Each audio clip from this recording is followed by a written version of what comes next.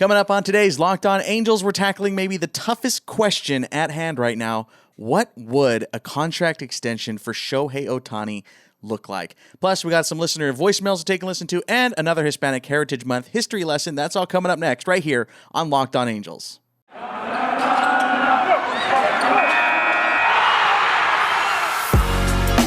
You are Locked On Angels, your daily Los Angeles Angels podcast. Part of the Locked On Podcast Network, your team every day. Hey, everybody. Welcome to Locked On Angels. Steve Granado with you at Steve Granado on Twitter, Granado. Locked On Angels, part of the Locked On Podcast Network, your team every day. And thank you for making Locked On Angels your first listen of the day every single day, especially here in the offseason, at least the Angels offseason. Of course, we're in the postseason and having fun with that. But for the Angels, this is what we have to deal with right now. This episode is brought to you by Rock Auto. Amazing selection, reliably low prices, all the parts your car will ever need. Visit rockauto.com and tell them Locked On sent you. So like I said at the top, we're going to get into Shohei Ohtani in our second part of this show. So our second part of the show. But first, we have to get through some stuff. I wanted to tell you guys, I actually have some merch now available for purchase if you're interested. I started this small brand right now online called 27 Baseball, and it's all Angels-inspired stuff right now. We just released our first sticker and magnet. If you're interested in that kind of thing, it's called Just the Halo, and it's exactly what it sounds like. It is just the halo that you know and love from the Angels lore, the California Angels logo. So if you're interested in that, it's pretty cool. It's a great sticker to throw on your water bottle or on your laptop. It is in the show notes if you're looking for the link for that. Just the Halo sticker. I think it's really cool, and I'm excited to see some people, putting it wherever they want to put it. It's available on Redbubble. You can also just search, 27 Baseball, or of course, again, it is in the show notes. So just wanted to make you aware of that. Those are now for sale. Pretty cool. I think they're cool. Go check them out and keep your eye on that space for more cool stuff coming soon.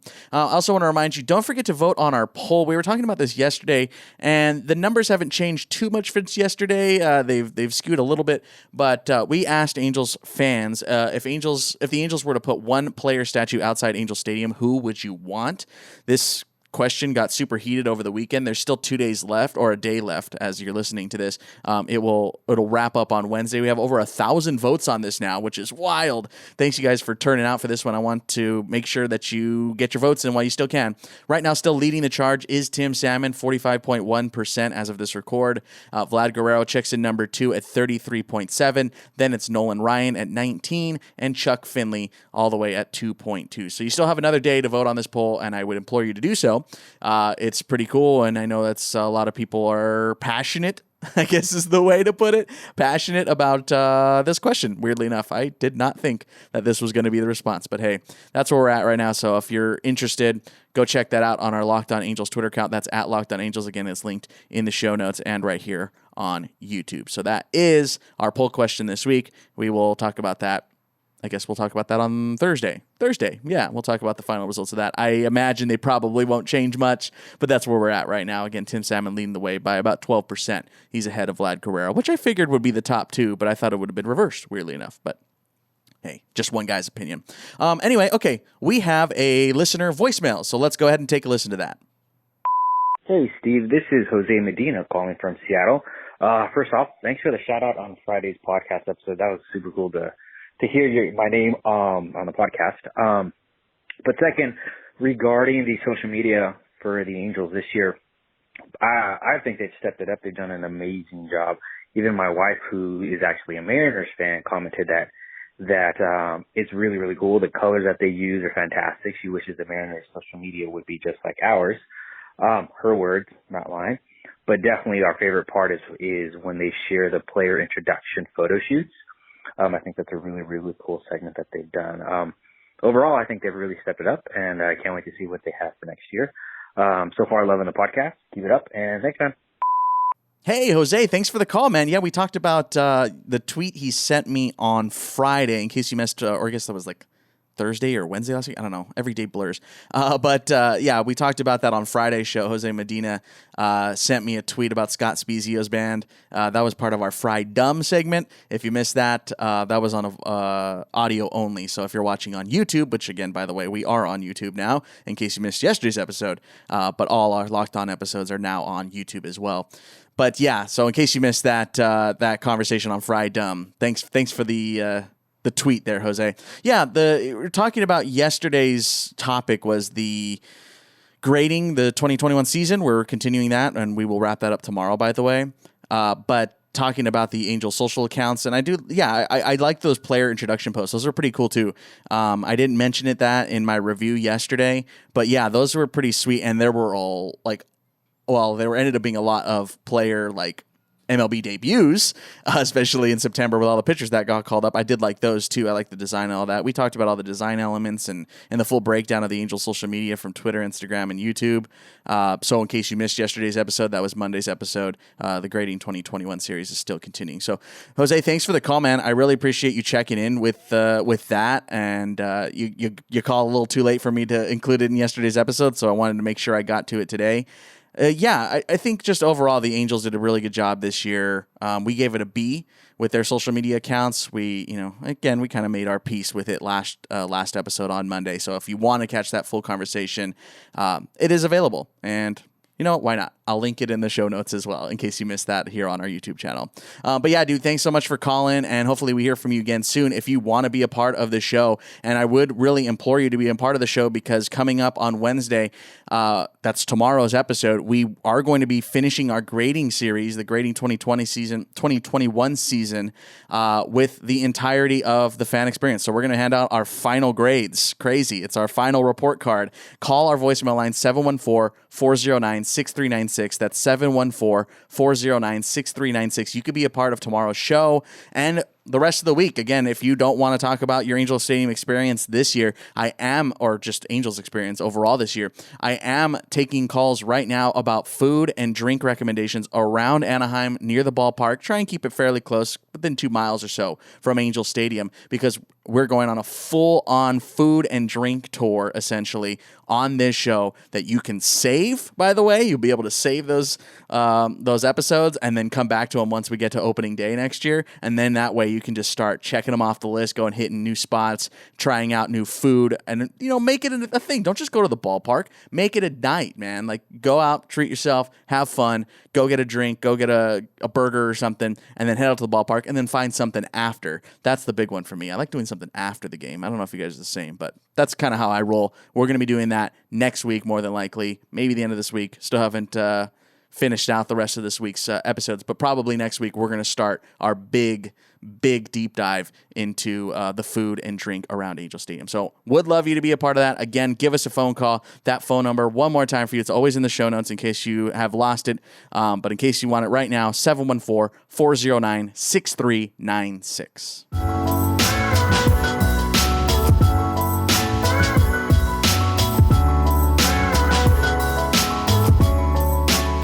All right, coming up next, we're going to explore what a possible extension for Shohei Ohtani would look like, which, wow, that could be mind-breaking. So I'm very curious to how everybody's going to respond to this. I'm a little nervous, not going to lie. But before we get to that, this episode is brought to you by Rock Auto. With the ever-increasing numbers of makes and models, it's now impossible for your local chain auto parts store to stock all the parts that you need. Why would you endure often pointless or seemingly intimidating questioning and wait while the person behind the counter orders all the parts on their computer? Then they only choose the brands that they happen to carry. I get anxiety thinking about it. You have a computer with access to rockauto.com at your home and in your pocket. Rock Auto is a family business serving do-it-yourselfers for over 20 years. 20 years. Rock Auto prices are reliably low for every customer. They have everything you could need: brake parts, tail lamps, motor oil, and they even have carpet, which shocked me. They even have new carpet you can put into your car. Go to rockauto.com right now and see all the parts available for your car or truck. Write "Locked On" in their "How did you hear about us" box so they know that we sent you. Amazing selection, reliably low prices, all the parts your car will ever need. rockauto.com.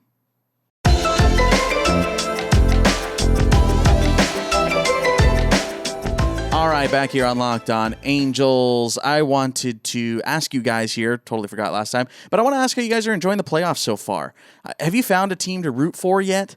Are you rooting for the almighty Dodgers still? Are you on the Giants bandwagon? Are you hoping Chicago pulls it out? Like, where are you at right now? Hit me up on the voicemail or hit me up Locked On Angels or at Steve Granado on Twitter. I'm very curious what Angels fans are rooting for right now. I know personally I'm kind of having a hard time picking a team right now. There's no lovable losers, or there's no Cinderella story right now, and it's kind of hard for me to pick a team to root for, but I'm just hoping for some good ball.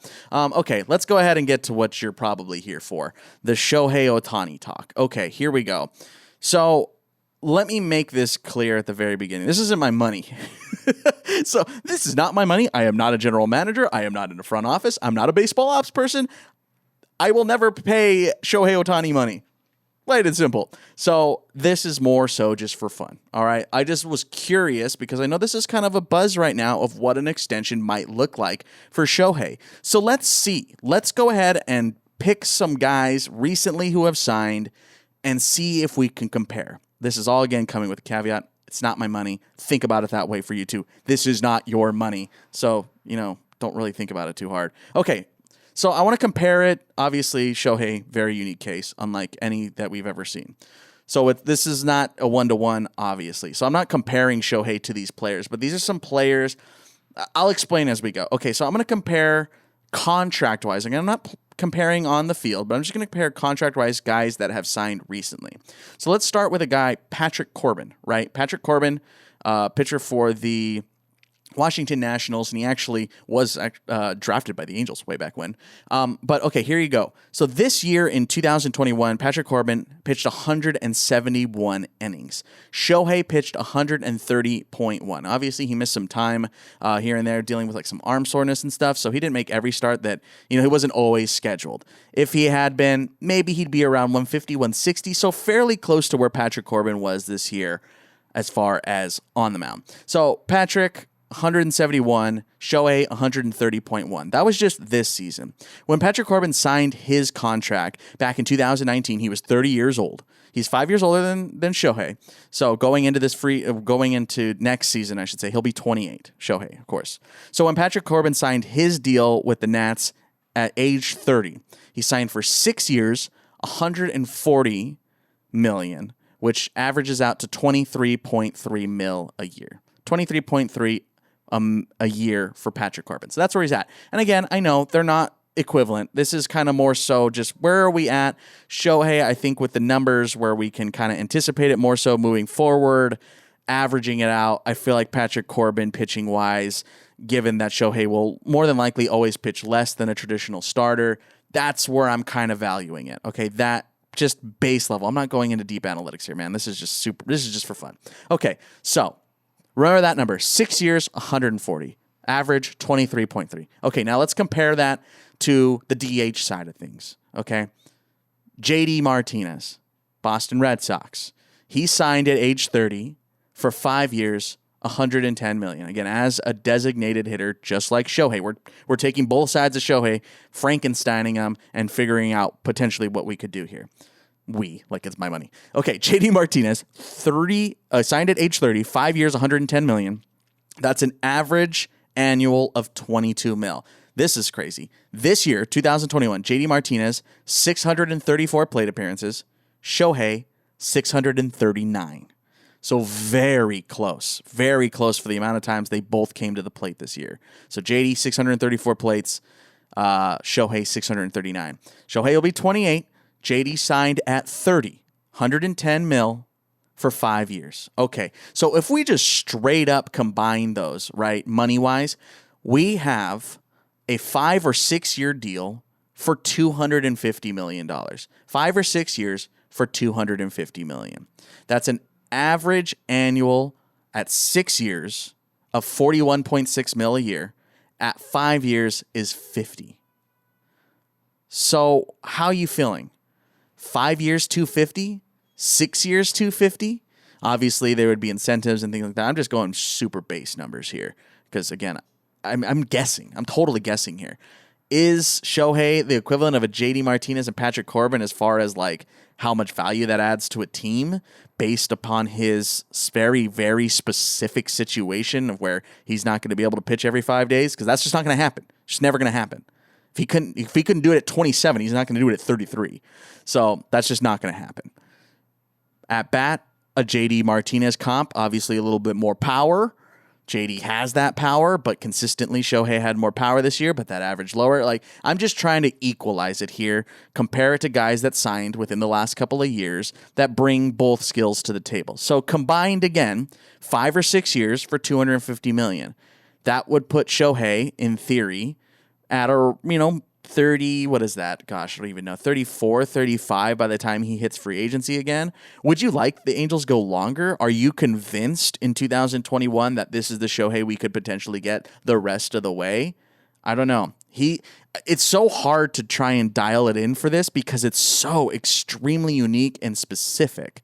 So I don't know. I'm curious to if there ever is extension talk that goes past, well, I'd like to do it. We'll see if it ever actually goes past that moment, especially this year going into the season, what the numbers look like. It's really interesting to me, and I'm curious to what Angels fans have to say. So sound off on Twitter or in the comment section of our YouTube episode here. What would you offer Shohei? Gosh, that is such a loaded question.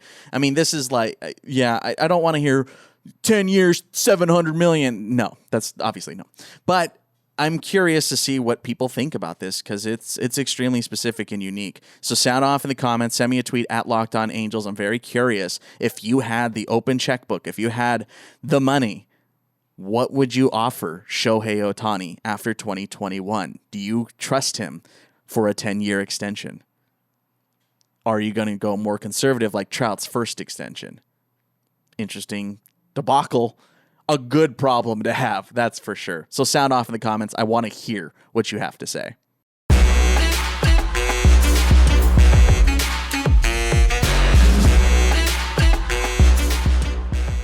All right, in our final segment here today, we'll be diving into the history books again for another Hispanic Heritage Month history lesson. But first, this episode is brought to you by BetOnline. We're back and better than ever. All eyes are on the gridiron as teams are back on for another football season. As always, BetOnline is your number one spot for all the pro and college football action this season. With a new updated site and interface, even more odds, props, and contests, BetOnline continues to be the number one source for everything football.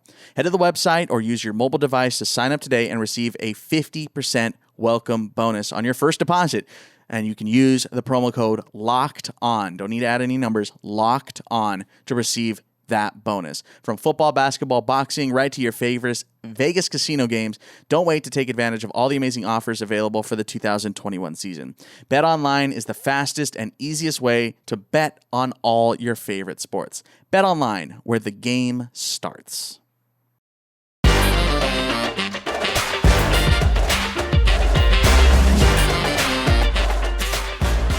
All right, Hispanic Heritage Month time. Let's go ahead and dive in. In case you are only watching on our YouTube channel for the first time and didn't listen to all our audio segments, we have been diving into some Hispanic heritage stuff here, Angels-wise. So we're going to continue that. We still have a couple more days here in Hispanic Heritage Month, so let's go ahead and get to it. I want to talk about the worst season in Angels history.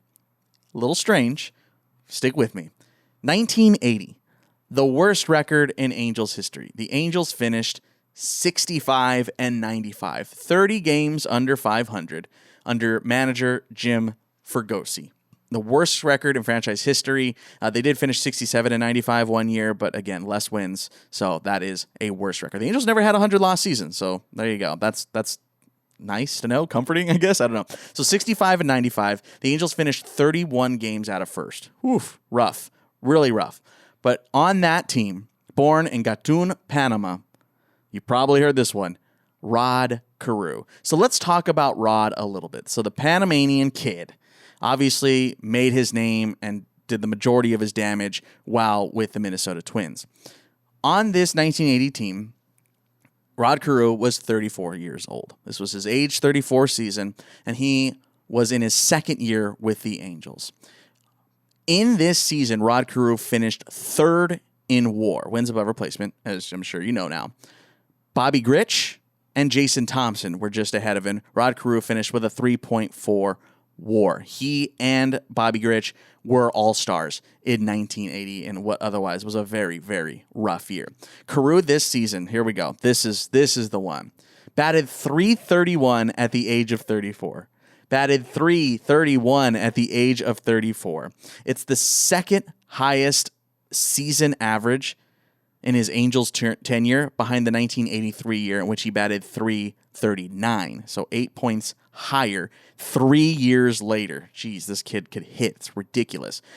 So here are the single season leaders, all-time batting average. Number one, the 2000 season, Darren Erstad, .355 in 2000. I honestly didn't even know that. That's way up there. .355 batting average for Erstad back in 2000.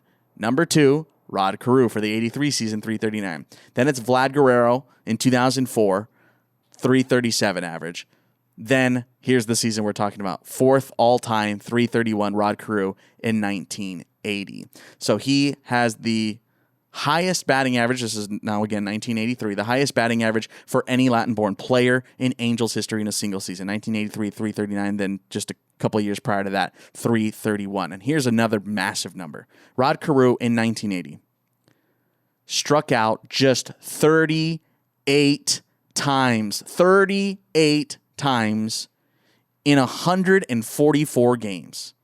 38 times in 144 games. It's the lowest of his career when he played an entire season. He did strike out 28 times in 1970 for the Twins, but he only played in 51 games that year, so I'm washing that one. Full season, 38 strikeouts in 1980, 144 games. It's the lowest in his entire career. It's just insane. Insane what he was able to do. Obviously a Hall of Famer. He was the only Hall of Famer on that team, and it won, again, what was otherwise an abysmal season in Angels history, 65 and 95. So there you go, Rod Carew, our Hispanic Heritage Player of the Day.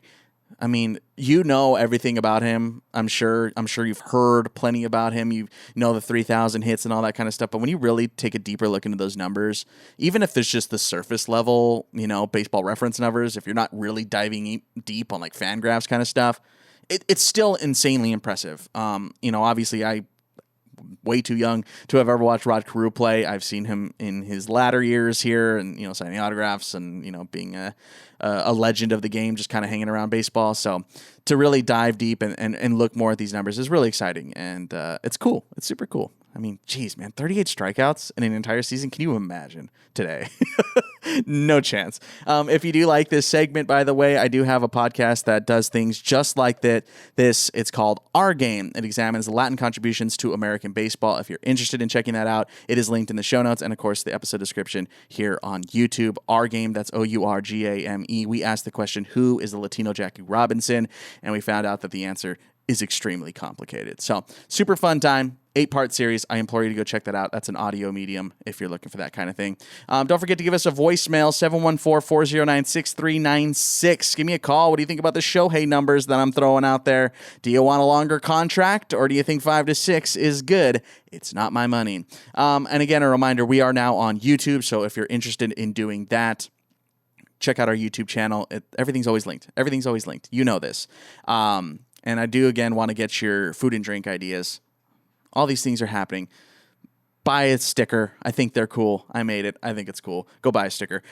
If you want to check out something completely different, I have another podcast called Movies I Should Have Watched, where my best friend Alex and I are watching a ton of movies that we were supposed to watch a really long time ago, but we just somehow missed. Coming up tomorrow on Wednesday the 13th, Friday the 13th, we are watching Friday the 13th as a part of our Halloween month. We review movies, we have a good time, we play games, and joke around for an hour and a half. So if you're looking for a weekly podcast about movies that you've probably watched, there you go. Movies I Should Have Watched. Ton of fun. And thanks for all the Locked On fans who are jumping over there. Appreciate that. Don't forget to follow me on Twitter, too, at Steve Granado, GRANADO, and at Locked On Angels. Go vote in that poll we mentioned a little while ago. I want to thank you for making Locked On Angels your first listen of the day. For your second listen, head on over to Locked On MLB with Paul Francis Sullivan, where he brings you his unique perspective on the major leagues past and present. But hey, call him Sully.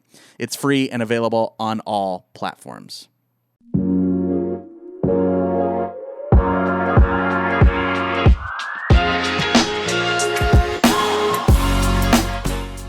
Alrighty, folks, that's going to do it for us today in this episode of Locked On Angels. Again, don't forget, tomorrow we are finishing our Grading 2021 series.